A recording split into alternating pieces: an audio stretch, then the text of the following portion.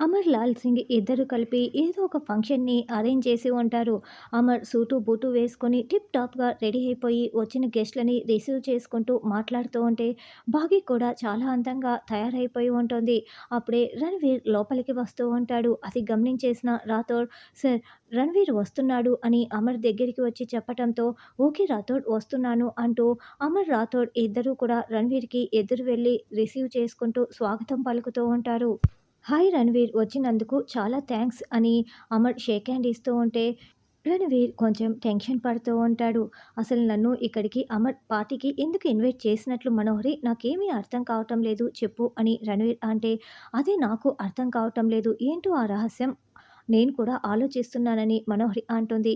ఈ లోపల లాల్ సింగ్ మైక్ పట్టుకొని, హలో హలో ఎవ్రీవన్, నా ఆహ్వానాన్ని మన్నించి ఇక్కడికి వచ్చిన ప్రతి ఒక్కరికి కూడా పేరు పేరున నా ధన్యవాదాలు అని లాల్ సింగ్ మైక్‌లో చెప్తూ ఉంటాడు. ఇక బాగీ పిల్లలు ఫంక్షన్‌లో మాట్లాడుకుంటూ చాలా ఎంజాయ్ చేస్తూ ఉంటారు. ఏంటి ఈ సస్పెన్స్, అస్సలు అర్థం కావటం లేదే, నిన్ను ఎందుకు పిలిచినట్లు అని రణ్వీర్, మనోహరి ఇద్దరు గుసగుసలాడుకుంటూ ఉంటారు.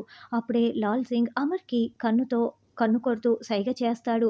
అప్పుడు అమర్ కూడా ఓకే, ఓకే అంటూ ఏదో ఒక ప్లాన్‌ని అమలు చేయటం కోసం మొత్తం కూడా రెడీ చేసుకుంటూ ఉంటారు. బాగీ కూడా ఇదంతా గమనించుకుంటూ ఉంటుంది.